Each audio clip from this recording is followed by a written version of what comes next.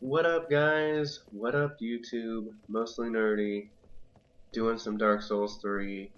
We are right after we do the fight against the Dancer, and we have a couple paths we can take, but we're going to start by going to the left. We are going to immediately see a bunch of messages in Bloodstain and be like, what's coming up?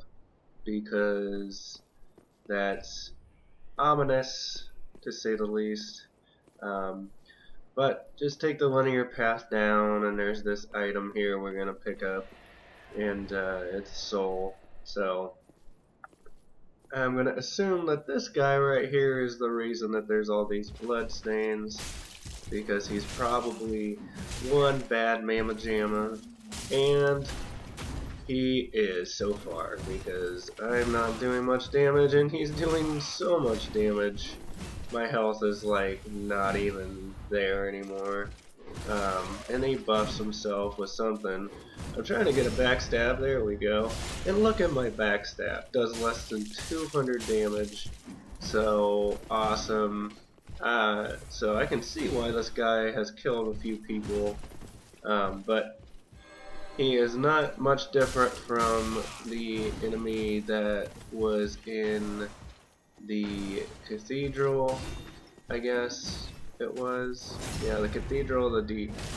So, he's basically just a tougher version of that enemy. So same strategy applies to whenever you beat that guy. I guess if you can lure him out and then just run to this elevator to get away from him. But then he might follow you on the elevator and then you might be screwed. But you can see before you get to the bottom, that is an area that you can go to. It's got some items up there, and I missed it my first time through, but you can go up there and get some items, and then there's a path you can take that'll actually bring you to this area anyway, which is the Consumed King's Garden. And immediately we are greeted by this guy, and we are also greeted by status effects.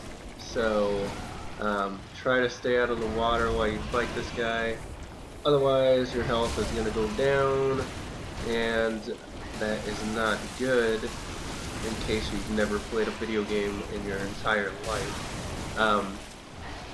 So by now you probably fought these type of enemies a few times. This is actually not that difficult, it's more trying to stay on dry land. And then pick up your item from killing him. And then behind you, you'll see some items, and there's an item up at the top here.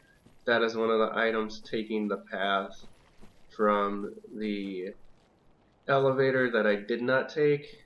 And then there's this item right here, which we will pick up real quick. Bring a sacrifice, nice. And try not to fill that status up. And then we see some more items here, but we'll let my status go down a little bit, and we'll come up here and we see another one of these big bad boys. And I will make note, whenever we fight the next boss, I did not record whenever I beat him, but I will tell you that this area right here is where a summon sign is that I use, and it was basically the only reason that I beat this guy. You can summon the NPC, and it will make your life a lot easier as usual. That enemy went down a little bit easier than before, so anyway, my status is pretty low now, so we can see about getting these other items. We'll see if we can follow a path where we don't end up getting loaded up on poison. And I saw a note here, and it's just a hiding place. But thanks, wasting time, YouTube. And my status is back up, so fantastic. That was a waste of time. Don't do that. I don't recommend doing that.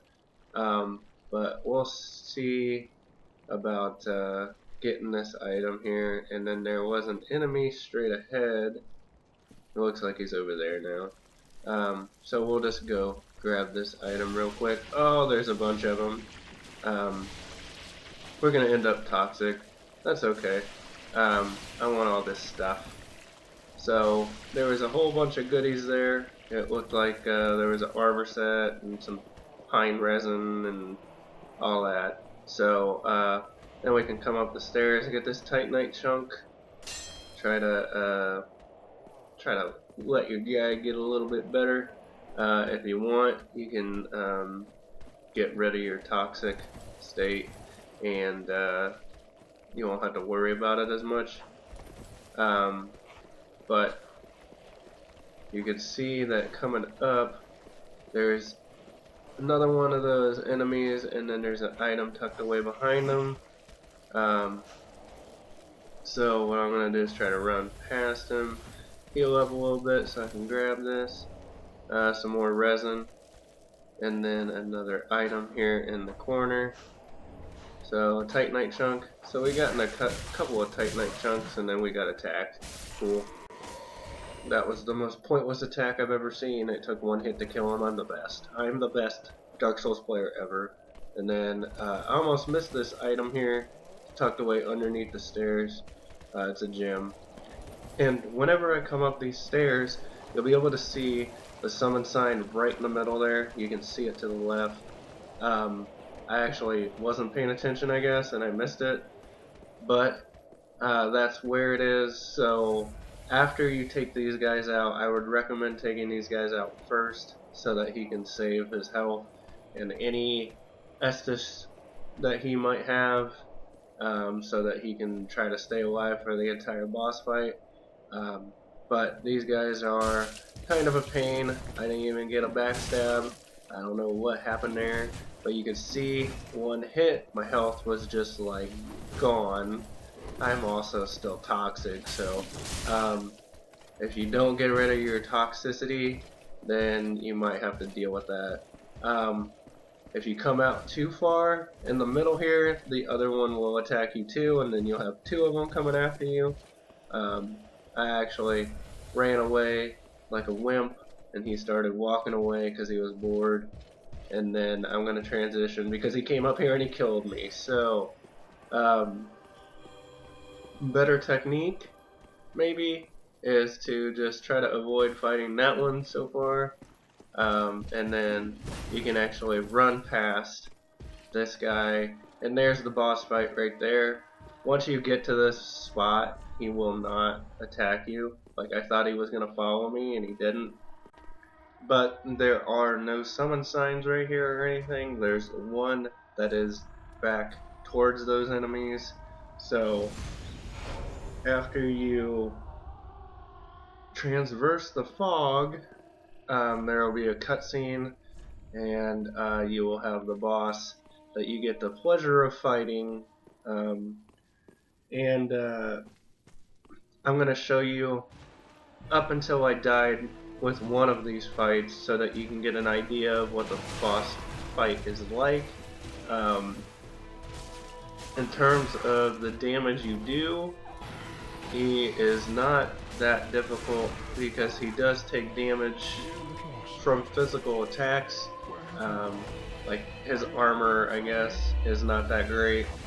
He's clearly not wearing armor, but like his scaly skin is not scaly enough for my sharp sword. So you can see that he does that area of effect attack, and it does a decent amount of damage for that type of attack. So watch out for that, because that can kind of sneak up on you.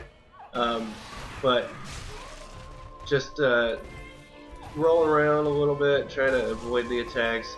Whenever I started doing Pyromancer attacks, they actually did a decent amount of damage for how weak my level was and that stuff. I completely neglected that in terms of my build for this playthrough, so maybe the fact that he's like all icy and stuff makes him susceptible to fire. It seems that way. But eventually he starts doing these attacks where he jumps around and he charges at you and stuff like that. This is whenever the NPC really helped me out whenever I actually beat this guy, because gave me a chance to heal up whenever he would start charging him. He also starts doing this attack where he breathes ice at you. So like basically the opposite of the typical dragon that you would think about. And then he will just kind of do that every once in a while. And it's kind of easy to avoid though. I mean, he kind of lines up to do that.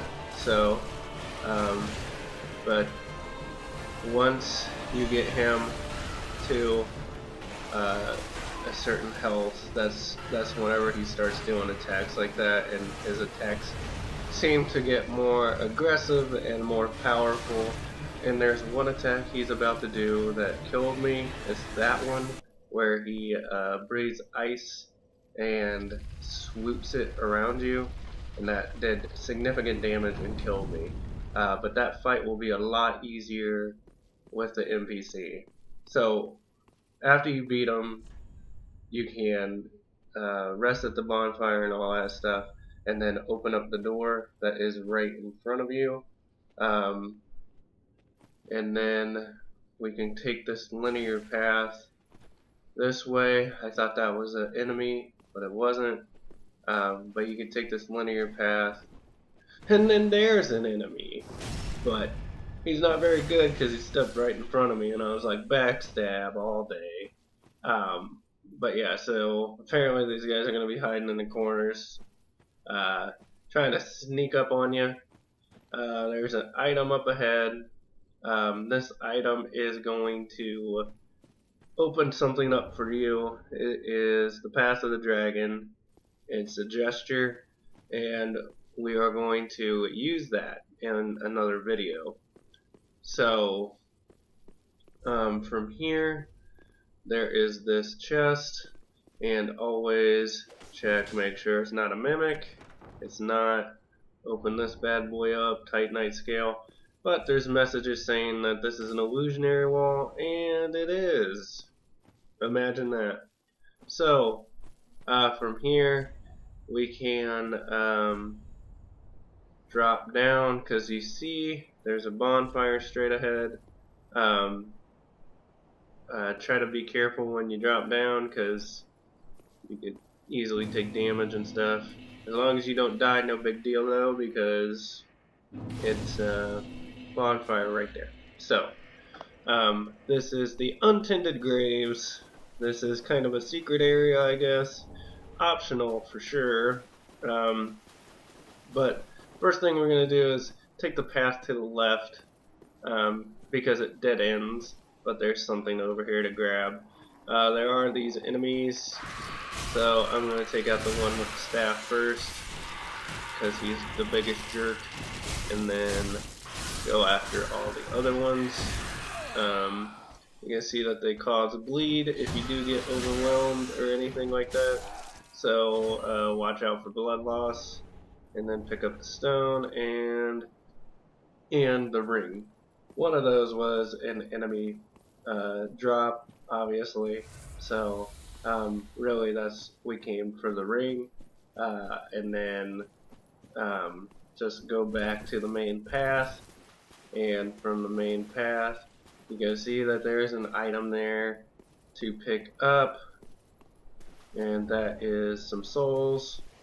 And then there's a little bit of a option of which way you want to go. Straight ahead you're going to get attacked by these jerks. So there's actually two of these in the area, but if you take this right path there's some dogs, and I got destroyed by these dogs. Like, not these two, but there's also some other ones, and you'll end up getting attacked by like 3 of them at once. So death transition, and look how quickly I killed those dogs. Anyway, so the main reason that you come here, actually the only reason that you come to this side, is the Titanite chunk right there, and then if you go to the right, that's going to be the path to the next area, and then there are these stairs to this item, and there's a sneaky little dog tucked away in the corner there. So I got attacked by him the first time I ran through, and then I died. So pick up the Titanite chunks, so now we got a couple of Titanite chunks in this area. But if you go back this way, it just takes you back to the main path. You can see where I already killed that dog. But if you come up this way, this area might start looking a little more familiar. So go the only way you can go, and this will show you that this was where the first bonfire you ever saw was. This is the Cemetery of Ash in darker form or whatever. So Untended Graves is basically a different version of the Cemetery of Ash. But you're gonna end up getting attacked by the same type of enemies, obviously upgraded versions. And then there's this item down there. And then there's enemies here who sometimes will come after you even if you don't run down like I did.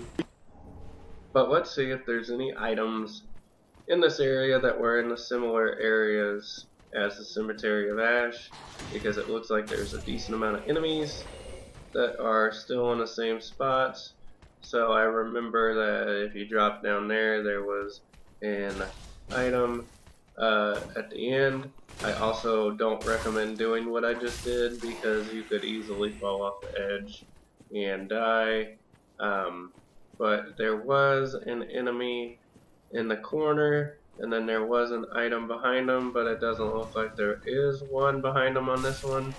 But I'm gonna kill him anyway, and he gave me an item. And it was souls, so, you know, whatever. It worked out for me. Might not work out for you, whatever. So we can go back up this path to get the item that we saw earlier in this corner, and you will end up getting attacked by one in the corner, and then there's that one too that is just kind of standing there hanging out. I don't know, he wasn't paying attention, he was daydreaming. You'll start getting crossbowed from a distance, and there's actually quite a few enemies here. There's also one in the corner who has a crossbow, so be aware of that, because those are probably the more annoying enemies.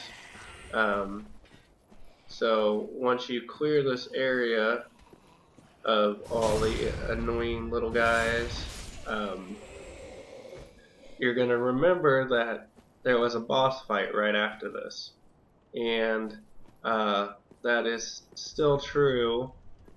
So what I did was use some ember, and then there is a summon sign right here, and it is a sword master. So I think that the only prerequisite for this is that you beat this guy in Firelink Shrine area. I think after you beat him, it triggers that summon sign. I tried to fight this guy by myself a couple times because I was like, I'd beat this guy before, but this is champion version, so not quite as easy. The attacks are the same, and then he is just more powerful, I think a little more aggressive, and I don't think that he transforms once you get his health to a certain point. But he's hyper aggressive to begin with. If you have a good physical shield, that's pretty helpful because his attacks are physical. I don't think he used any lightning or fire or anything like that. The issue that I ran into was I relied too much on my shield, and then I ended up getting knocked back because he does take a decent amount of stamina every time that he does that, and it is very possible that your Sword Master is going to die because his defense is not that great, but he is quite helpful nonetheless, and at this point you should have enough embers that using one to summon him should not be too much of an issue. And then you can see that his health is pretty low, but my Sword Master died. So now it's just me taking on this guy. We'll see if I can get 20% of his health down by myself. But you can see that it already did not get triggered for him to transform. He's just really aggressive and is making it hard for me to heal, and he likes to kick me in the face. So as long as you keep your distance to heal and have a decent physical shield, you should be okay. My attacks are actually doing a decent amount of damage to him too. So once my Sword Master died, you can see how slow the health goes down for him, because since he's so aggressive, it's easier if you fight defensively instead of aggressively or offensively. But he will eventually go down, and he grabbed me and stabbed me and threw me. And that actually did not do as much damage as I thought it was. I thought I was going to take damage whenever he threw me, and I landed, but I didn't. But I thought I was basically done. You can see how much range he has on his attacks, though. So get your attacks in when you can. Try to keep your distance. Just be aware of how much range that weapon actually has. It is kind of easy to sidestep though, and it looks like about one more hit and he is gone. And you can see even whenever he had one hit left, I still fought pretty defensively there, just because of the amount of damage that he does. So this whole time I've been fighting this guy, I saw this item in the corner and I'm going to pick it up, just because I've been eyeballing that, and it actually distracted me during my fight. But now you can light the bonfire and take a rest, fill up your flask and all that good stuff. And then, much like the Cemetery of Ash, after beating this boss, we're going to open up this door and head to the darker version of Firelink Shrine. So pop this door open and then just start heading that way. There's no items or anything. I checked for you guys. You're welcome. There are a couple of enemies here, and they're a little more intense than the enemies from the first time we came through this area, because they are Silver Knights. Nothing special about them in terms of Silver Knights, but you know, the Silver Knights have always been somewhat deadly. Very capable, especially if you fight two of them at the same time of killing you, because I think that there are two in this area. So the other one's off to the left there, and since I'm so tough, I'm going to go ahead and fight them, even though I don't really have to. You can kind of just run up those stairs and then you don't have to worry about it. Nothing special about the attacks or anything, all physical. So that shield that you had for the boss fight should work pretty well. And then backstabs always work well against these guys. So I'm checking those normal spots where there were items the first time I came through, and I'm not seeing anything. I'm seeing some blood stains. I didn't die, though, don't worry guys. So just gonna go ahead and head into Firelink Shrine, see what's going on in here. So the first thing we're gonna notice is that where the bonfire was, there's an item, and you can actually go down and just pick that up. I hesitated because I thought that's right in the middle of something. I feel like that's going to trigger a boss fight, but it didn't. So, but I see that item up there. That is where the blacksmith is in the other version, and you can pick up this item, which is his hammer. So it's a weapon for you. And then if you come this way, no, not that way. No, this way. Yeah, that way. You'll see that that vendor is still sitting there, still being creepy and stuff. And then she will still sell you stuff. She doesn't have all the same stuff. She actually has very limited options, but she does have some stuff that she doesn't have elsewhere. So she's got that ring and she's got some armor. There are some things that are similar. You can still buy the embers and Homer bones and stuff like that.